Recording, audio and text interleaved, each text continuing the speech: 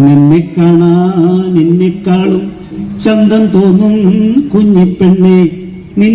ഇങ്ങനെ ഞാൻ പാടുമ്പോ നിന്നെ കാണാൻ എന്നെ കാണും എന്ന് പറയുമ്പോ അക്ഷരം തെറ്റാൻ പാടില്ല. അതിന് നമ്മുടെ ലെഫ്റ്റ് ബ്രെയിൻ വേണം. ഈ ട്യൂൺ ഉണ്ടല്ലോ,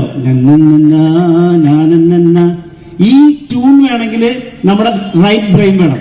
ഈ രണ്ട് ബ്രെയിനും കൂടി ഒരുമിച്ച് വർക്ക് ചെയ്യാൻ പറ്റിയ ഏറ്റവും നല്ല എക്സസൈസ് ആണ് ഗാനങ്ങൾ. അതുകൊണ്ടാണ് ഞാൻ പറയുന്നത് യേശുദാസോ ചിത്രയോ അല്ലെങ്കിൽ മുഹമ്മദ് റാഫിയോ ഒന്നും ആവണമെന്നില്ല. ഇവിടെ പാടുന്നവരൊക്കെ മനോഹരമായി പാടുന്നുണ്ട്. ഈ പാട്ടിന് അത്ര ഒരു ട്രീറ്റ്മെന്റ് കൂടിയാണ് ഈ മ്യൂസിക് തെറാപ്പി എന്ന് പറയുന്നത്.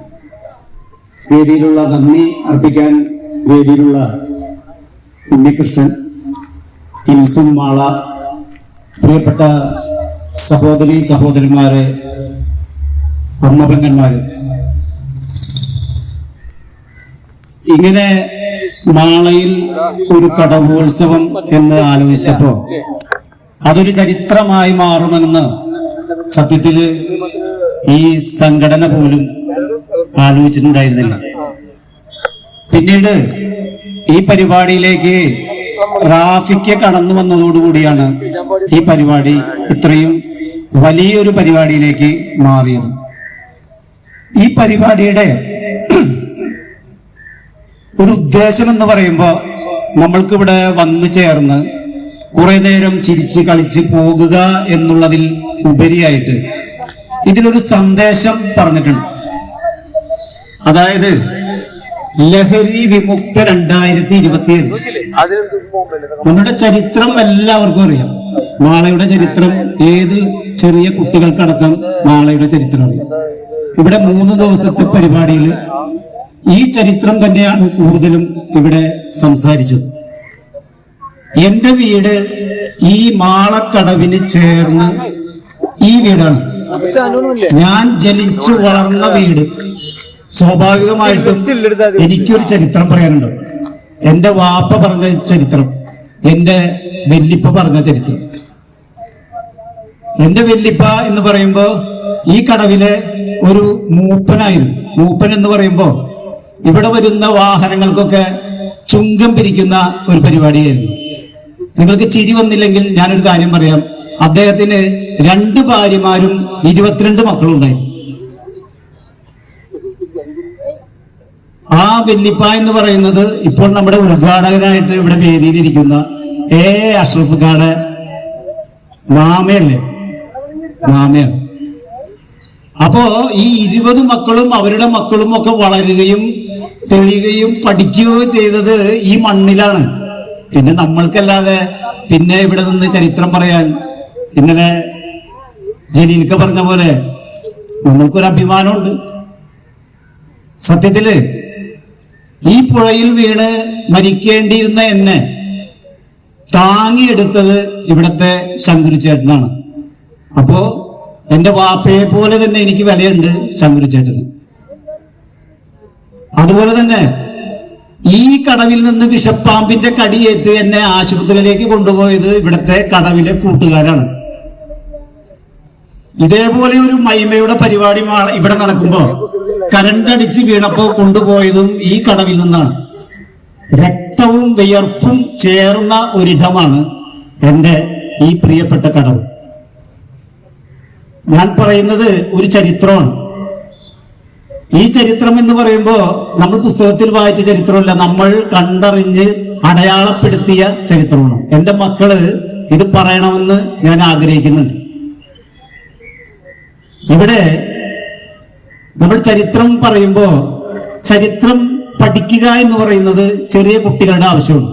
50 വയസ്സ് കഴിഞ്ഞവരുടെ ആവശ്യമാണെന്ന് എനിക്ക് തോന്നിയിട്ടില്ല. അതായത് പുതിയ കുട്ടികൾ ചരിത്രം പഠിക്കണം. ഇത് മുസ്ലിംസിന്റെ ഒരു ഭാഗമായി മാറുമ്പോൾ ഇവിടെ ഉണ്ടാകുന്ന ഒരു വികസനത്തെ കുറിച്ച് നമ്മൾ സങ്കല്പിക്കണം. സങ്കല്പിക്കുമ്പോഴാണ് വളർച്ച ഉണ്ടാവുള്ളൂ. നമ്മളുടെ ചിന്തകൾക്ക് വിദ്യാഭ്യാസവുമായിട്ടൊരു ബന്ധമില്ല. നമ്മൾ ആലോചിച്ച് നോക്കിയേ, മുഹമ്മദ് നബി സല്ലല്ലാഹു അലൈഹി വസല്ലമയോട് ജിബ്രീൽ മാലാഖ, അത് ഗബ്രിയേൽ മാലാഖ വന്ന് പറയുന്നുണ്ട്, വായിക്കുക. ഇക്ര. ആ പ്രവാചകൻ പറയുന്നുണ്ട് എനിക്ക് വായിക്കാൻ അറിയില്ല. വീണ്ടും പറയുന്നുണ്ട് വായിക്കുക, എനിക്ക് അക്ഷരം വായിക്കാൻ അറിയില്ല എന്ന് പ്രവാചകൻ വീണ്ടും പറയുന്നുണ്ട്. അങ്ങനെ അറിയാത്ത കാര്യങ്ങൾ അറിയില്ല എന്ന് പറയുന്നതിൽ നിന്നുണ്ടായ ഒരു വിപ്ലവമാണ് പരിശുദ്ധ ഖുർആൻ. പ്രോത്സാഹിപ്പിക്കുക എന്ന് പറയും. അർജുനൻ ഇങ്ങനെ തേറി കിടക്കുമ്പോൾ കൃഷ്ണൻ പറയുന്നുണ്ട്, യഥായഥാഹി ധർമ്മസ്യ ഗ്ലാനിർഭവതി ഭാരത അഭ്യുത്ഥാനാമധർമ്മസ്യ തദാത്മനാം സൃജാമ്യഹം പരിത്രാണായാം സാധൂനാം വിനാശായ ചതുഷ്കൃതാം ധർമ്മ സംസ്ഥാപനാർത്ഥായ സംഭവാമി യുഗേ എന്ന് പറയുന്നുണ്ട്. എന്താ പറഞ്ഞത്? നമ്മൾ വിഷാദത്തിലിരിക്കുമ്പോ, നമ്മൾ ഡിപ്രഷനിലിരിക്കുമ്പോൾ നമ്മൾക്ക് കർമ്മ ചെയ്യാൻ കഴിയില്ല. ഇതും ഒരു പ്രോത്സാഹനമാണ്. മൈക്കിൾ എച്ച് ഹാർട്ട് ഒരു പുസ്തകം എഴുതി, the greatest 100 most influential personality of human history. നമ്മുടെ ഒരുപാട് മഹാന്മാര് നമ്മളെ സ്വാധീനിച്ച, ലോക ചരിത്രത്തെ സ്വാധീനിച്ച ഒരുപാട് മഹാന്മാരെ കുറിച്ചുള്ള ഒരു പുസ്തകമാണ്. ആ പുസ്തകത്തില് ഒന്നാമത്തെ പേരായിട്ട് മുഹമ്മദ് നബിയെ കുറിച്ച് പറയുന്നുണ്ട്, മറ്റുള്ളവരെ കുറിച്ചും പറയുന്നുണ്ട്. എന്തുകൊണ്ടാണ് മുഹമ്മദ് നബിയെ കുറിച്ച് പറഞ്ഞത് എന്ന് പറയുമ്പോൾ ഞാൻ ഈ പറഞ്ഞതാണ്, വിദ്യാഭ്യാസമോ അങ്ങനെയുള്ള വലിയ കുലമഹിമയോ ഒന്നുമല്ല, ആ വിനയമാണ്. അങ്ങനെയാണ് ഈ ചെറിയ കൂട്ടങ്ങളിൽ നിന്നാണ് വലിയ കൂട്ടങ്ങൾ ഉണ്ടാകുക. മുസ്ലിംസിന്റെയും പഞ്ചായത്തിന്റെയും പരിപാടി എന്നൊക്കെ നമ്മൾ എഴുതി വെച്ചിട്ടുണ്ടെങ്കിലും ഇതൊക്കെ ഓരോരുത്തരുടെ കയ്യിൽ നിന്ന് പിരിച്ചെടുത്ത പൈസ കൊണ്ടാണ് ഇത് ചെയ്തുകൊണ്ടിരിക്കുന്നത്. ഇത് ഒരു തുടക്കമാകട്ടെ എന്ന് കരുതിയിട്ടാണ് ഇത് ചെയ്യുന്നത്. നമ്മൾ ആലോചിക്കുമ്പോൾ ഒരു പരിപാടി നടത്തുമ്പോൾ നമ്മൾക്ക് കൂടാനും സ്നേഹം പങ്കിടാനും സൗഹൃദം പങ്കിടാനും ഇപ്പൊ അഷറഫക്കയും ഞാനും ഒക്കെ ഒരേ വേദിയിൽ ഒക്കെ സാഹചര്യം ഉണ്ടായില്ലേ? കഴിഞ്ഞ മാള ബ്ലോക്ക് പഞ്ചായത്ത് തെരഞ്ഞെടുപ്പില് എന്റെ എതിർ സ്ഥാനാർത്ഥിയായിട്ട് മത്സരിച്ചാണ് അഷറഫക്ക. എന്നെ മനോഹരമായി തോൽപ്പിച്ചതാണ്. അങ്ങനെ തോൽപ്പിക്കുമ്പോഴും നമ്മുടെ ആ സൗഹൃദം എന്ന് പറയുന്ന, രാഷ്ട്രീയം എന്ന് പറയുന്ന ഒരു പൊളിറ്റിക്സ്, ഒരു എഡ്യൂക്കേഷനാണ്. BJP ആയാലും കോൺഗ്രസ് ആയാലും SDP ആയാലും സർവത്ര പാർട്ടി ആയാലും സൗഹൃദങ്ങളും സ്നേഹവും ഉണ്ടായാൽ മാത്രമാണ് ഒരു സമൂഹത്തിന്റെ, ഒരു രാജ്യത്തിന്റെ വളർച്ച ഉണ്ടാകുകയുള്ളൂ എന്ന ഈ സൺഡേ ഇശൽ കൂട്ടം എന്ന് പറയുന്ന കൂട്ടത്തിന് കൃത്യമായ ഒരു ബോധ്യമുണ്ട്. ജാതിയുടെയും മതത്തിന്റെയും വൈരത്തിന്റെയും ഒന്നും ഒരു തടസ്സവും കൂടിയില്ല. ഇവിടെ നിങ്ങൾ നോക്കൂ, ഇത്ര ദിവസത്തെ പരിപാടിക്കിടയിൽ മദ്യപിച്ചുകൊണ്ട് ഒരാളിവിടെ എന്തെങ്കിലും പ്രശ്നം ഉണ്ടാക്കിയോ? ഏതെങ്കിലും പോലീസ് വന്ന് ഇവിടെ ക്രമസമാധാനത്തിന് ഇവിടെ ഇടപെടുകയുണ്ടായോ? ഒന്നും ഉണ്ടായില്ല. കാരണം എന്താ? നമ്മുടെ ടൈറ്റിലാണ്. എന്താ ടൈറ്റില്? മദ്യത്തിനും മയക്കുമരുന്നിനും എതിര് തന്നെയാണ് നമ്മൾ ആലോചിച്ച് നോക്കുക. നമ്മുടെ മക്കള് മദ്യത്തിന്റെയും മയക്കുമരുന്നുകളുടെയൊക്കെ മായിക വിഭ്രാന്തിയില് മുങ്ങി മയങ്ങി കർമ്മശേഷിയും ചിന്താശക്തിയും ഒക്കെ ചോർന്നു പോയ കുറെ കുട്ടികളുണ്ട്. നമ്മുടെ മക്കളാണ്. വലിയ വലിയ രാസലഹരി വസ്തുക്കളൊക്കെ ഉപയോഗിക്കുമ്പോൾ കൊലപാതകങ്ങൾ പോലും സന്തോഷത്തോടെ ചെയ്യുന്നതാണ്. അവിടെയാണ് ഈ പാട്ടിന്റെ പ്രസക്തി. പാട്ട് എന്ന് പറയുമ്പോൾ നിങ്ങൾക്ക് അറിയുമോ എന്നറിയില്ല, ഞാൻ ഈ ആൾട്ടർനേറ്റീവ് മെഡിസിൻ പഠിച്ചതുകൊണ്ട് പറയാണ്, നമ്മുടെ ലെഫ്റ്റ് ബ്രെയിനും റൈറ്റ് ബ്രെയിനും, രണ്ട് ബ്രെയിനുകളില് നമ്മുടെ ലോജിക് ഇല്ലാത്ത ബ്രെയിനാണ് റൈറ്റ്, ലോജിക് ഉള്ള brain left. A+B² A² + 2AB + B² എന്ന് പറയണമെങ്കിൽ നമ്മുടെ ലെഫ്റ്റ് ബ്രെയിൻ വേണം. റൈറ്റ് ബ്രെയിൻ വേണമെങ്കിൽ നമ്മൾക്ക് രാഗങ്ങള് താളങ്ങള് എല്ലാം ലെഫ്റ്റ് ബ്രെയിനിലാണ്. അപ്പൊ ഒരു പാട്ട് പാടുമ്പോൾ നമ്മൾക്ക് ഉണ്ടാകുന്ന ഗുണം എന്ന് പറയുന്നത് നമ്മുടെ ഈ രണ്ട് ബ്രെയിനും ഒരുപോലെ സ്റ്റിമുലേഷൻ നടക്കും. അതായത് ഉദാഹരണം പറഞ്ഞാല്, നിന്നെ കാണാൻ എന്നെക്കാളും ചന്തം തോന്നും കുഞ്ഞിപ്പെണ്ണെ, ഇങ്ങനെ ഞാൻ പാടുമ്പോ നിന്നെ കാണാൻ എന്നെ കാണും എന്ന് പറയുമ്പോ അക്ഷരം തെറ്റാൻ പാടില്ല. അതിന് നമ്മുടെ ലെഫ്റ്റ് ബ്രെയിൻ വേണം. ഈ ട്യൂൺ ഉണ്ടല്ലോ, ഈ ട്യൂൺ വേണമെങ്കിൽ നമ്മുടെ റൈറ്റ് ബ്രെയിൻ വേണം. ഈ രണ്ട് ബ്രെയിനും കൂടി ഒരുമിച്ച് വർക്ക് ചെയ്യാൻ പറ്റിയ ഏറ്റവും നല്ല എക്സസൈസ് ആണ് ഗാനങ്ങള്. അതുകൊണ്ടാണ് ഞാൻ പറയുന്നത്, യേശുദാസോ ചിത്രയോ അല്ലെങ്കിൽ മുഹമ്മദ് റാഫിയോ ഒന്നും ആവണമെന്നില്ല. ഇവിടെ പാടുന്നവരൊക്കെ മനോഹരമായി പാടുന്നുണ്ട്. ഈ പാട്ടിന് അത്ര ഒരു ട്രീറ്റ്മെന്റ് കൂടിയാണ് ഈ മ്യൂസിക് തെറാപ്പി എന്ന് പറയുന്നത്. നമ്മൾ പണ്ട് വീടുകളിൽ മുസ്ലിം വീടുകളിലൊക്കെ ദിക്റ് ചെല്ലും, ലാ ഇലാഹ ഇല്ലല്ലാഹ് വളരെ ചുള്ളു, അല്ലെങ്കിൽ കുട്ടികളെ താരാട്ട് പാടി ഓർക്കും. അല്ലെങ്കിൽ ഹിന്ദു കുടുംബങ്ങളിൽ നമ്മൾ രാത്രി വിളക്ക് കത്തിച്ച് പ്രാർത്ഥിക്കും.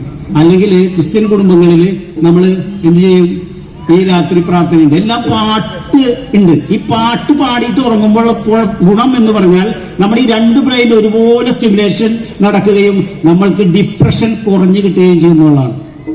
നന്നായിട്ട് പാടണമെന്നില്ല, പാടിയാൽ മതി. അതാണ് നമ്മൾ സ്പെഷ്യൽ സൺഡേ ഒരുക്കുന്ന ഈ വേദിയുടെ പ്രത്യേകത.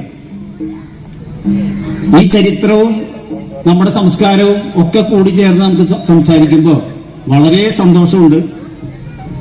നമുക്ക് ഈ പരിപാടിയുടെ ഉദ്ഘാടകൻ ഇവിടെ എത്തിയിട്ടുണ്ട്. അദ്ദേഹത്തിന് പോകാൻ തിരക്കുണ്ടെന്നാണ് ഞാൻ അറിഞ്ഞത്.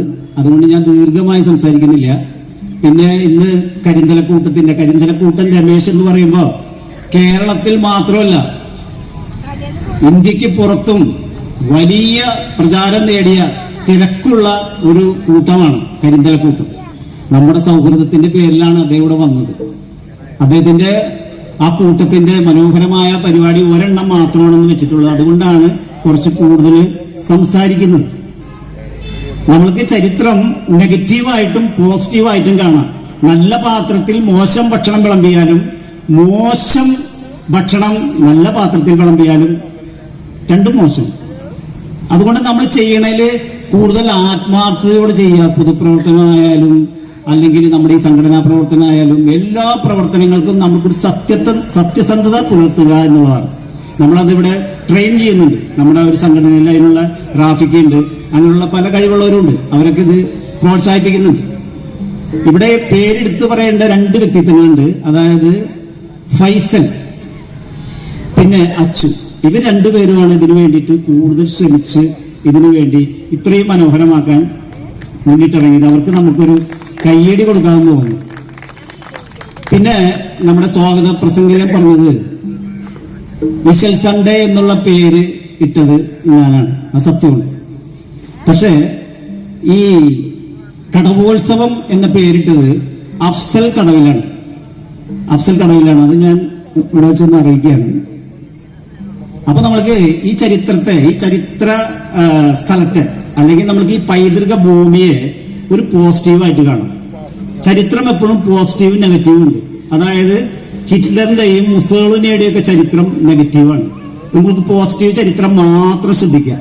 നമ്മൾ ഈ നെഗറ്റീവ് ചരിത്രത്തിലേക്ക് പോകുമ്പോഴാണ് മതത്തിന്റെ, ജാതിയുടെ, രാഷ്ട്രീയത്തിന്റെ അല്ലെങ്കിൽ രക്തകലുഷിതമാക്കുന്ന ഒരു മനസ്സുണ്ടാകുന്നത്.